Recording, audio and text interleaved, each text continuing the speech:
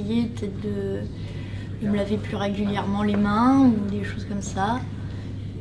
Me couvrir peut-être davantage en me disant qu'en ce moment il y a peut-être des microbes qui traînent et qu'il faut que je sois vigilante, quoi. En informant déjà ses collègues, les salariés en fait qu'en ce moment on ne se sent pas très bien, on est peut-être un petit peu malade. Je prends mes distances mais c'est assez raisonnable, hein. Voilà. C'est vrai du coup on se fait pas la bise. J'évite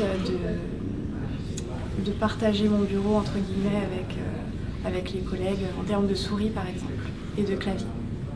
Pour éviter de contaminer ses collègues, c'est vrai que c'est important d'avoir une bonne hygiène collective. Donc par exemple, utiliser des mouchoirs en papier, oui, se laver les mains régulièrement. En hiver, les maladies les plus répandues, c'est la grippe, les syndromes pseudo-grippaux et les gastro-entérites virales. Les maladies contagieuses se transmettent essentiellement par le postillon, la salive, et par les mains, par le contact. Les mesures élémentaires, c'est d'éviter de postillonner vers ses interlocuteurs, et lorsqu'on éternue, de prendre la précaution d'éternuer dans un Kleenex et de le ranger.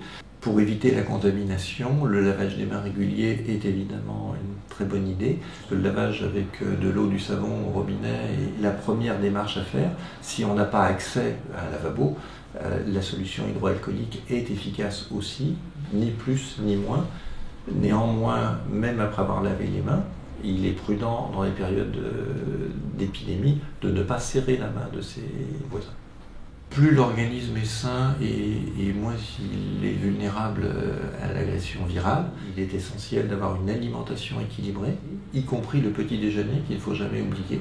On se met en danger si on sort de chez soi sans petit déjeuner.